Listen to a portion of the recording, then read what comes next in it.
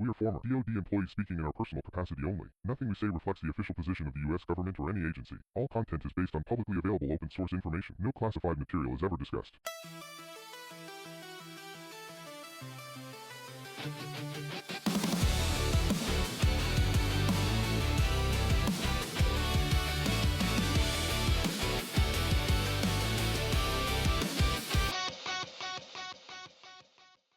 Welcome to this week's episode of Two Beards Debrief. We'll try and talk about all sorts of things today, but we might get a little hung up on one or two topics. So, Schrodinger's douchebag is someone who will make a statement or tell a joke that's off color, and depending on everyone's reaction, they will either say, "I'm just kidding," or start laughing along. Okay, I had not heard that one before. It sounds like a version of verbal hand grenades, but it's definitely a Right. very specific application. Yeah, yeah. It's a way for people to be unhinged but have that social insulator that allows them to wipe their hands of it as a jest and not come off looking like a douchebag. I think we all know of at least one, whether personally or in the news recently. Mhm. Yeah. Yep. Speaking of the news, we won't go into a lot of detail, but seems like Ukraine is in a lot of ongoing peace talks, if we call it that. They are getting a lot of, shall we say, activity from Russia with love. To hear Putin describe it, this is all out of the goodness of his heart for his people. Yeah, yeah. How's that 3-day special military operation going? It's going great. We're on day 3. 1,000 and something? Apparently, Groundhog Day is still happening. Okay.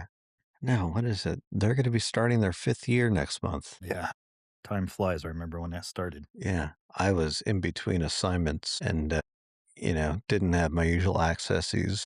So I was kind of just glued to BBC at the time, just getting updates on everything. Hey, Ricky, Yes, did you hear that gold prices have hit an all-time high this month? Over $4,800 per ounce this month in January.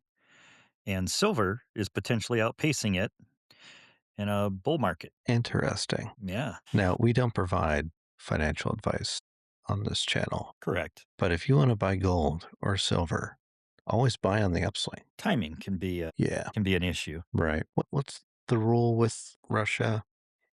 Never fight them in winter or something like that? Well, a little bit. I mean, practical applications. They prefer to drive their tanks in the winter, but depending on where they're operating. Yeah, it's difficult to do with St. Javelin in Ukraine. When it thaws out, though, those tanks and trucks, the way they operate, Yeah. long columns, they just sink out of sight. So we've got trilateral peace talks with Ukraine, Russia, and the U.S. happening in Abu Dhabi without a deal. Surprise, surprise. Discussions covered territory, including the Donbass and buffer zones, which are really just areas held by Russia that Russia wants to keep. The Zaporizhia nuclear plants, and then some major gaps. Yeah. So, I mean, essentially no movement on that. You've got millions of people who are being affected, not just by like artillery and soldiers crawling miles through the countryside, but you've got the power outages and loss of heating. And if you've never been to Ukraine, it is cold. Even during the summertime, it's not hot. Yeah, there's definitely a cooler weather patterns.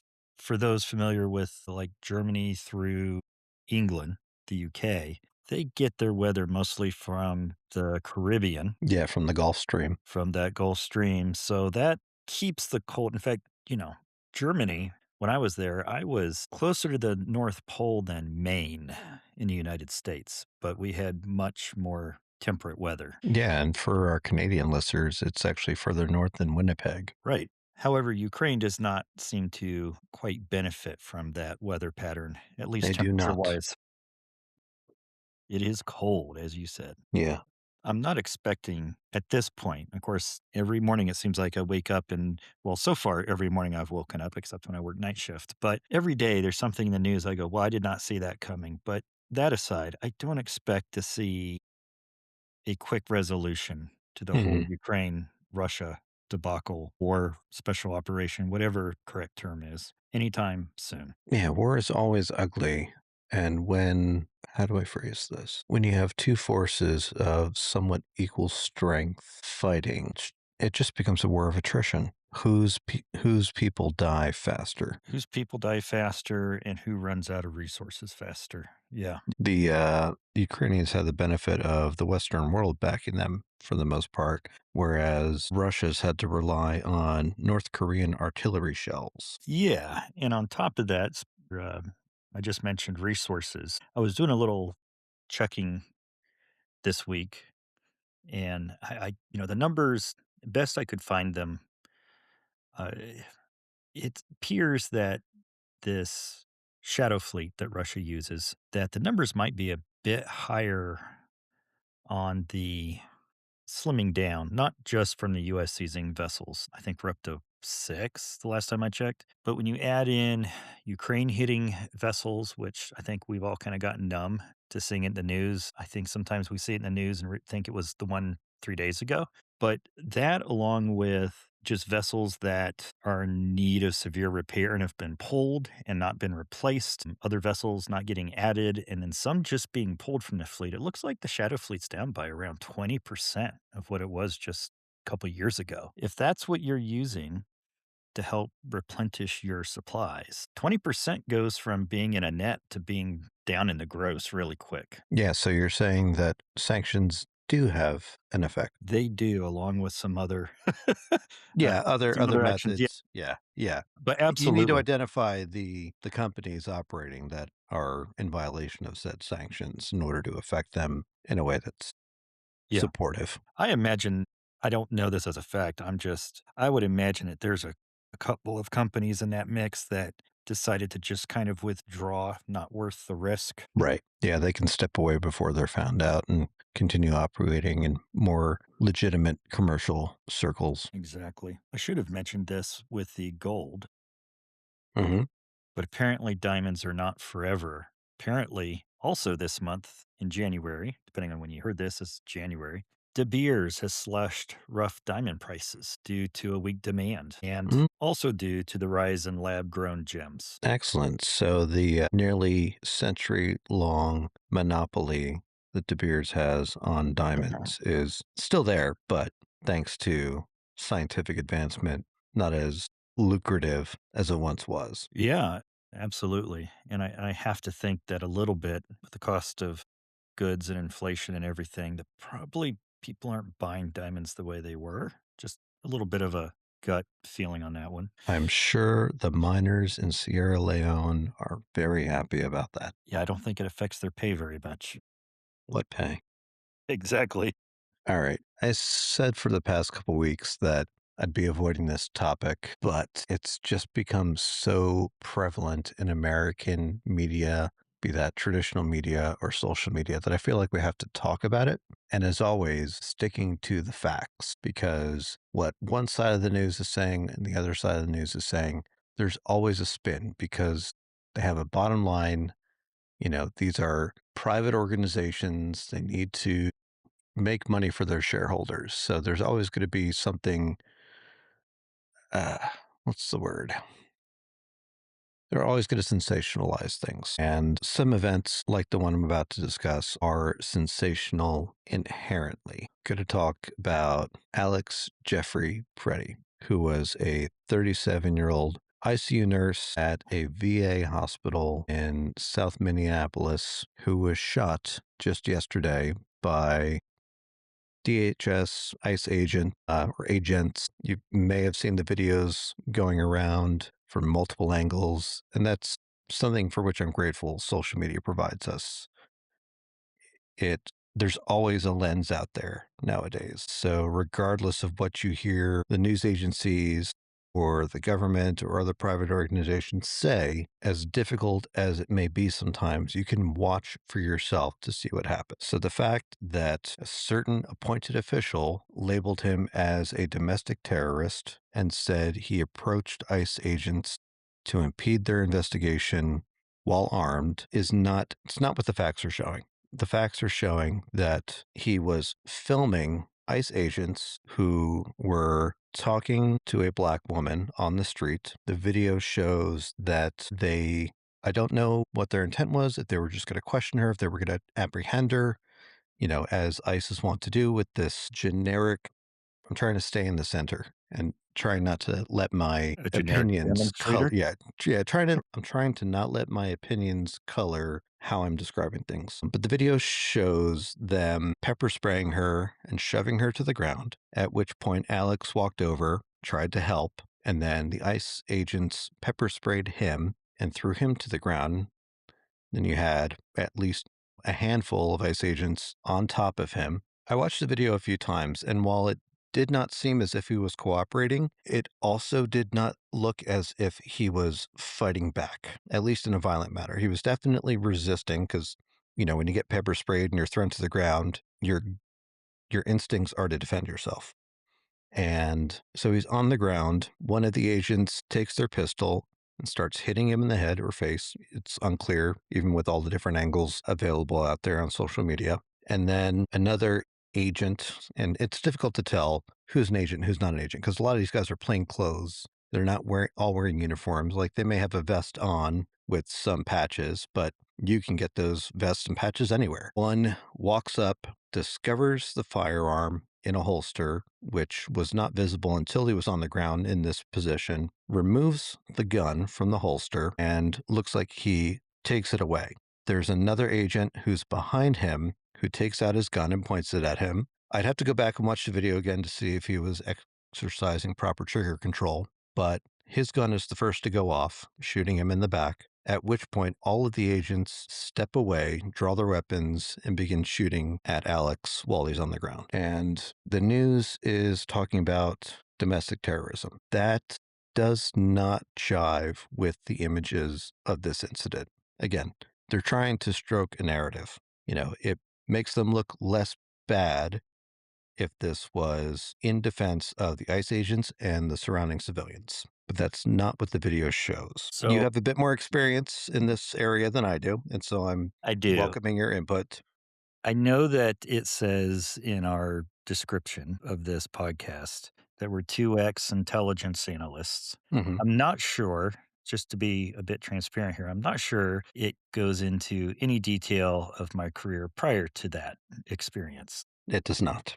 Okay. So prior to going into the intelligence community, I worked as a civilian police officer for about 3.5 years, give or take. And it's now been over 20 years since I was a commissioned law enforcement officer. So, some things can change, but the Constitution has not, and most of the landmark Supreme Court cases have not. And if they have, I'll stand corrected and I'll correct myself if we come across any. But I'm going to talk about a few things since the topic's come up. One of those is short of the videos and pictures that we'll have seen and probably will see some more that come out that anybody can get access to on the internet. We probably will not see the details of the investigation, the ensuing investigation from this, as there is going to be an investigation and there should be. Um, I'm not saying it's good, bad, or what the results, those are yet to be seen. Yeah, I will just interject here that the best way for an investigation of this type of incident to occur is for an impartial third party to do said investigation. But that's not what's happening. Right. I was never a part of an investigation that had to do with any misconduct that I was involved with, whether it was someone else or myself. But you're correct. That is generally the best way to handle it and is often handled if a department gets in trouble, even if it's their jurisdiction, if it gets to that level, the state or another agency will step in and handle the investigation. Much like, if somebody's can't get a fair trial somewhere, sometimes they move the venue of the Mhm. proceedings to another area where they can find less biased jury and or judge. But going back to this and law enforcement, so there's a couple things. You do have the court of public opinion, and that is important. It helps keep politicians and the government and everyone Mhm. safer, helps call out unjust and undue, unnecessary stuff. But then we also have the legal process. So in an investigation, oftentimes they will release information if they think it's helpful to the investigation, just like if somebody gets murdered and are looking for the murderer, they'll put out information Right. about who they think the murderer is. They also usually withhold certain facts to help verify somebody steps forward to kind Right. of judge whether or not they know what they're talking about, or are they Hmm. just there for the 15 minutes of fame. So I would caution anybody to make a solid conclusion on what did happen, hence why you often hear the phrase, "it appears." Right. Yeah. It appears this happened, it appeared that happened, Yeah. we're We still weren't there. investigating it. Yeah, We weren't there. We don't know what the ICE agents were doing before this incident occurred. We can only analyze and pull assessments from the context clues provided by these multiple videos that are circulating on the internet. absolutely. From my understanding and experience, there's a few things that I will weigh in on. From a law enforcement perspective, you have what they call the use of force, um, continuum ladder of escalation. The general rule of thumb that the Supreme Court stands behind is that however high the person you're dealing with, parties you're dealing with, however high they go up on that use of force continuum ladder, you're justified in going at least to that level, maybe one higher if appropriate. Okay. That does not mean that you can only climb one rung of the ladder at a time. If things escalate suddenly, they just skip all the steps and Right. you went from a verbal confrontation to your body is in, you know, you're in fear of your life or serious physical injury and justified in doing so, then you can jump right up to that level. I would say that it is possible that, well, okay, first let me cover this one. Usually when you see something like this where, and by this I mean somebody gets shot by several police officers, usually the reaction from the general public is, how in the world did the officers put that many rounds into somebody in that little amount of time? Hmm. Nobody's counting. You never count in a situation like that. I mean, unless you're a very trained, maybe Delta operator or something like that, Right. keeping track of your rounds. Yeah. That's not something they do on the daily. They are trained to, once they start firing, to continue firing until the threat is stopped. And that's about how it sounds. Whatever the threat is until it stops. It doesn't mean until they're dead, though Right. unfortunately sometimes that is the case. The issue is you could have one officer that made a bad decision. I'm not saying they did. I'm not saying they didn't. I'm saying you could have one officer that makes a bad decision, and from every other officer present, from their position, their perspective, all they know is they were told there's a gun and they hear a shot go off and they have now escalated. They have every articulable reason to take that course of action and to continue it until the threat is stopped. And then after the heat of the moment, they start going, wait, you said, I saw this, you said, you're telling me that's not what happened? So, if even in a situation like this, if they find that one of the officers was responsible for his death in a non justified death, I could very easily see where the other officers are found not guilty and released of any, Culpability. exactly. Yeah. At the Yeah. same time, well, go ahead. No, I wanted to clarify because I was just reading up more information on it. These were DHS agents, not necessarily ICE. They were apparently Border Patrol agents conducting these investigations or patrols, whatever you want to call them. Just thinking back, granted, I only did it for 3.5 years, and I had plenty of instances where, civilians interfered in an investigation. I never shot anybody. Hmm. I was fortunate. Nobody got shot while I was on duty, or off duty, during my tenure there. Do you remember how many times in those 3.5 years you had to draw your weapon? I don't remember how many times, but it was multiple times. Okay. It wasn't necessarily every week, but sometimes, I know there were times when it was multiple times a night, and sometimes it was just because of the nature of the call we were on. We weren't even drawing on anyone in particular. We just Right. had an anonymous phone call with kind of broad, loose information, and it could have been something very simple, and it could have been a prank call, or who knows, right? I pulled my weapon on someone who had a firearm before, and I still didn't shoot him. They also weren't pointing it at me. Hmm. We got really That close helps. to it. Yeah, that helps. Yeah. But just because there's a gun doesn't mean you're justified in shooting them. Just the nature of there being a gun. Yeah. Especially when, they weren't holding it, they weren't reaching for it. It was tucked away. They had a legal right to own and carry it. Yeah. However, I don't recommend, granted, former police officer here, so I'm probably a little biased, but even even at that aside, I would not recommend jumping in and interfering with law enforcement.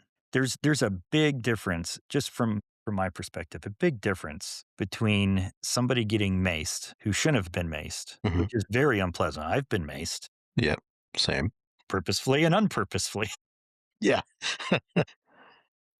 always in the line of duty or training, but Hmm.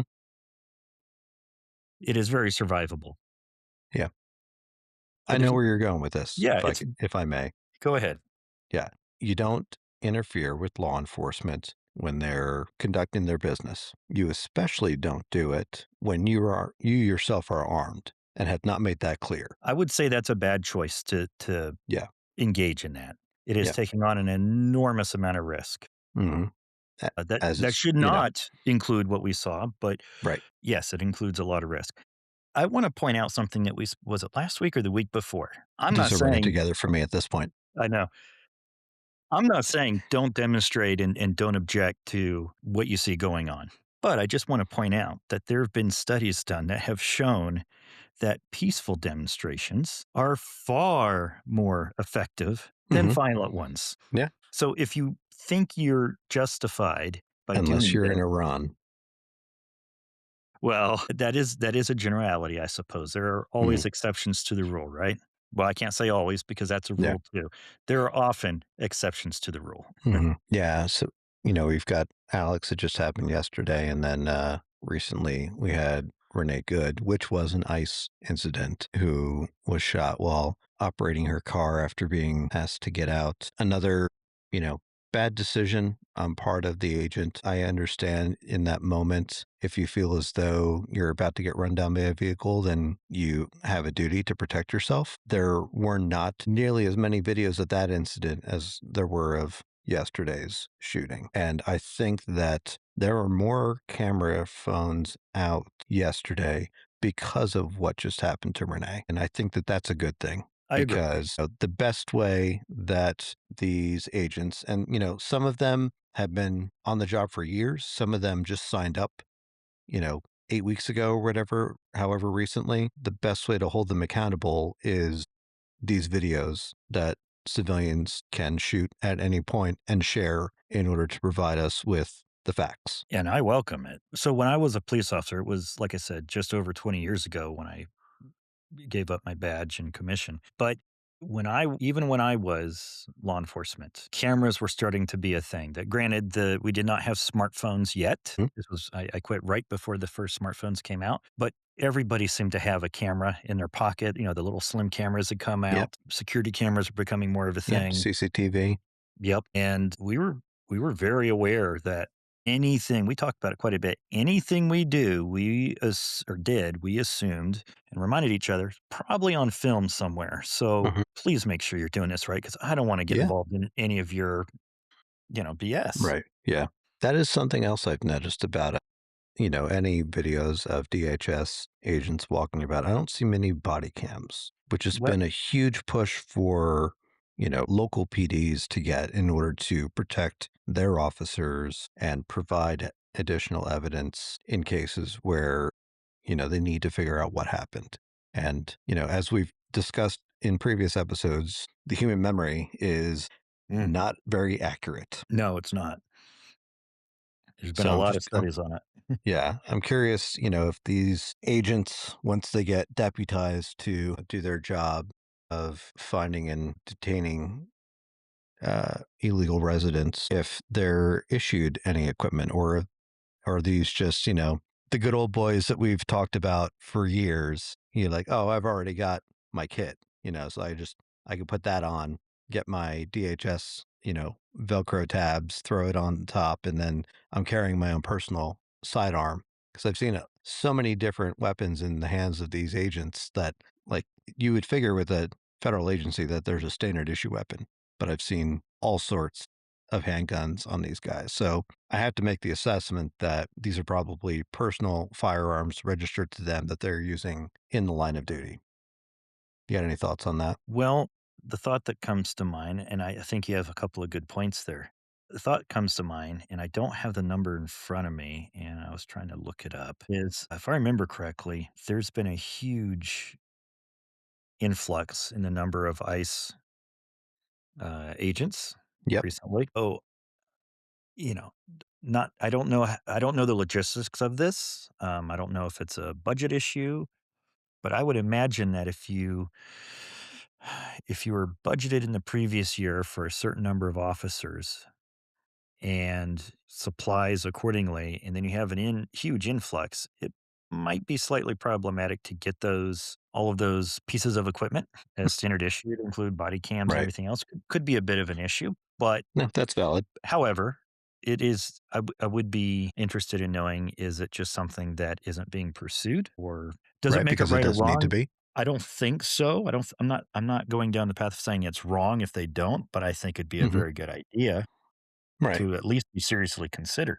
Yeah. Because as you pointed out, most of it's for the protection of the officers. There's nothing like having that body cam footage, which has happened many times where they go, somebody's going to get charged. And then they review the camera footage and go, actually, this camera footage, it was right there at the scene, not across the street. You Yeah. can clearly see exactly what happened and, And hear it. yeah, and hear it, the whole thing. Yeah, because that's one thing that we don't get as clear information on as we put a body cam is civilians standing 30, 50 feet away with their cell phone camera zoomed in because microphones on, most of our phones aren't designed to pick up sound at that range. They're designed to, be right next to your face as you're speaking into it. So, yeah, I think an increase in number of body cams issued, at least, if you've got, say, a squad of five, you know, roaming streets doing stuff, that at least one of them should be wearing a body cam and, objectively be the one standing off and capturing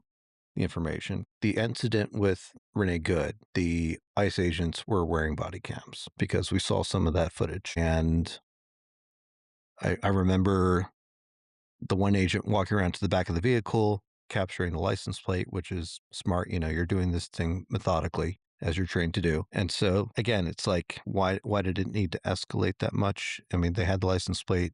Renee's wife was already standing outside the vehicle filming it. So yeah, I have no doubt that that agent feared for their life, and that's why they reacted the way they did. I guess that they were not found guilty of any wrongdoing because I believe that agent is, not being held or not on suspension or anything like that. I Feel free to correct me, in the n- comments if n- I'm wrong about that, but I believe that's the no, last thing I saw. I'm not here to correct any of that.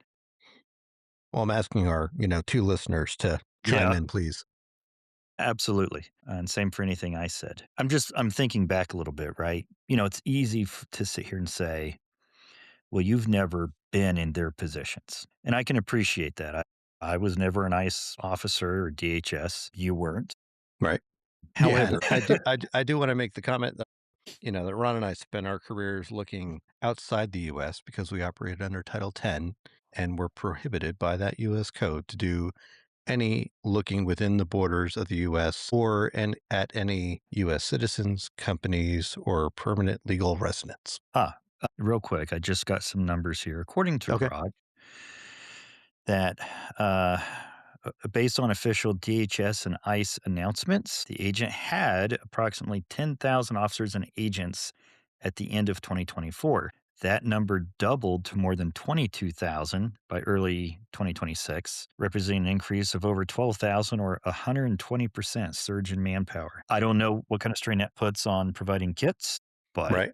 that is a And significant that was increase. DHS agents. Well, specifically ICE, but the Oh, information's specifically ICE. Okay. coming from DHS and ICE All right. announcements. So between Border Patrol and ICE under DHS, yeah, they've got a lot of boots on the ground. They do.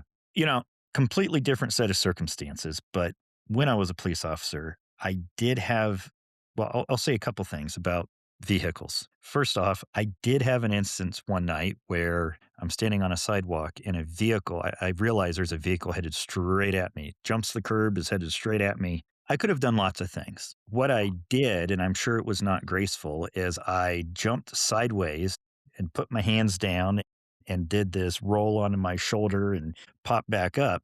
I got out of the way in time. There were 2 other officers with me that were nearby, and they were so stunned, they just stood there as the vehicle stops over where I had been standing. And then they just stand there, and I'm in shock, right? I'm like, "What the hell's going on? Who is what happened? Why is this Mhm. happening?" And the driver's just staring straight ahead, not looking at me. I'm standing beside him. And the officer's just and I'm like, "You guys gonna come help me?" And they're like they were so shocked trying to make sense of this. Sorry, a little Yeah. side story, but Yeah. they just look at me and go, "That's not your friend?" And I'm like, "What? No, I don't know this guy." They're like, "Oh," and then they, kick into gear and come running over. I suppose I could have shot at the driver as he was coming towards me. It wouldn't have stopped the vehicle. It wouldn't stop the vehicle, and that's my point Mhm. is of the training I had and the way I think about it, a vehicle is depending on its weight, say the average car is around 4,000. We discussed that number a lot. We were told and trained a vehicle is a 4,000-pound bullet. Mhm. It will do as much or more damage than a bullet out of a pistol easily. And It's to all think about of the it as kinetic such. energy. Yep. Stay out of the way of vehicles. Make sure you don't get run over by your own vehicle. That's Mhm. happened. Cops get out too quickly and Yep. they thought they put it in park or forgot in the heat of the moment, and don't get run over by other vehicles. Don't stand, but when you pull a vehicle over on the side of the That's road, good advice for don't everyone. yeah, don't stand right. Don't stand between your vehicle and their vehicle. On the off chance that this is the one occasion in your career that the driver of the other vehicle decides to throw it in reverse and crush you. Mhm. Or, heaven forbid, somebody rubbernecks driving down the highway and crashes into the back of your vehicle and then crushes you. Just stay out of the way of vehicles. So, I'm not here. This statement is not meant as a judgment as to fault. I'm just saying if you're an officer and you have a choice to not stand in front of or behind a vehicle with an operator in it, I would highly suggest you don't stand in front of or behind a vehicle with an operator in it. It's just a basic safety. It's just like keeping your finger off a trigger until you're ready to fire the weapon. It's the same idea. Don't Yeah. point a barrel, don't look down a barrel, just don't do it. Just a couple of notes for this topic, specifically Alex Preddy. A federal judge issued an order blocking current administration from destroying or altering evidence related to the shooting. It's sad that we're in the type of environment that that kind of thing feels necessary. Destroying, altering, tampering evidence, that's inherent to the positions and the oaths that you swear when you become either law enforcement or federal agent who works in the enforcement adjacent agencies. And then, not to keep us down in the dumps the entire time, but there was a hilarious tweet I saw from Kimberly Denaro that said, 11 years bartending, and I've seen women 6 tequila shots deep in mini dresses de escalate a conflict better than these allegedly trained federal agents with guns. That's a good point. That is funny. Yeah. Um, but when I was in law enforcement, I took a lot of training, participated in a lot of training, completed a lot of training. A lot of time was spent on they usually called it community policing, but on de-escalation. Hmm. You want to de-escalate as fast as possible. In the military, there was not as much of that when we were outside the wire. At least that was not my experience. Granted, most of us couldn't communicate with people, Local populace. the local populace. I did have one instance where I did barely, and I was surprised that I remembered any words. And I was lucky Mm. because that was not the language that I was trying to speak was not the language of the local area. It just so happened that the individual I was talking to was not from that area, and he spoke the Right. language that I was trying to speak. Oh, Yeah, it's very different for members of the military, especially the places that they've been deployed to over the past 2.5 decades. But you have your rules of engagement, which is what you operate on, which they're very different when you're in a foreign country and you're there, presumably to fight terrorism. And you just have to assume that everyone is an enemy until they prove a friend. And it's the opposite of how agents and police should be operating domestically, especially with citizens. But at the same time, you have a lot of agents and police officers now who are veterans from, say, Afghanistan and Iraq. And that mentality is somewhat difficult to shake, especially if you don't seek any external help in trying to reprogram your brain to operate at a more steady state of peace. There is a discipline in that. I remember one particular 4th of July after I got back from a tour, and my neighbors were setting off fireworks. And the first few that I heard, my mind went blank and I froze. And I don't know how long I froze, but my next action was to reach for a firearm that was not there. Yeah. I just got back from my deployment, and I remember we went a group of us from my office went to a Pizza Hut in Germany, but Mhm. there's Pizza Hut there. They wanted to go, so that's fine. And we were eating our lunch, and they had balloons there for whatever reason. I don't know. I don't know if there was what the occasion, but there were balloons, and one popped. And I didn't have, a PTSD type of reaction. I'm just a bit sarcastic by nature. And at that point in my life, I had no filter for my sarcasm. So I just holler out real loud, "Take cover!" Oh, jeez. To which we immediately knew who all the Americans were because they burst out laughing and the Germans looked confused. Probably not a most appropriate action, but At least you had the mental wherewithal to say it as a joke and not as a, pre-programmed response. well, it was a little pre-programmed, but but I was also aware and processed and decided to say it anyway because it was quick. Hi, this is Ron from the Two Beards Debrief podcast. And today I would like to take a moment to talk with you about one of our new sponsors. Are you tired of aisle blocking zombies turning your grocery run into a nightmare? Introducing the Cart Crusher 3000 Steel Bumper, the ultimate defense system for your shopping cart. You know the type. The guy parked sideways in the cereal aisle, deep in conversation about coupon strategies, or the family reunion blocking the entire frozen food section while debating pizza toppings. No more polite excuse me's that go ignored. With the Cart Crusher 3000, you get a heavy duty, reinforced steel bumper that attaches right to the front of your cart. Ram through those human roadblocks with fantastic clangs. Their cart bounces harmlessly away while yours glides on to victory. And those discounted chicken nuggets. Made from the finest recycled monster truck parts, it's tough enough to nudge aside even the most oblivious shopper without scratching your cart or starting too many fistfights. Results may vary. But wait, order right now and we'll throw in the Cart Blaster air horn absolutely free. A $49.99 value. One blast of this ear shattering 150 decibel beast, and blockers scatter like pigeons. Move it or lose it has never been more literal. Don't delay. Operators are standing by. Turn your next shopping trip into a demolition derby. Mention TBD, and the Cart Crusher 3000 is yours for a 10% discount. Because sharing the aisle is for suckers.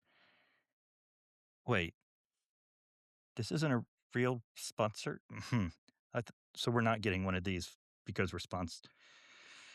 Okay. Anyway, uh, enjoy your shopping. Not responsible for bans from stores, lawsuits, or therapy bills. Use at your own risk. May cause uncontrollable laughter or rage.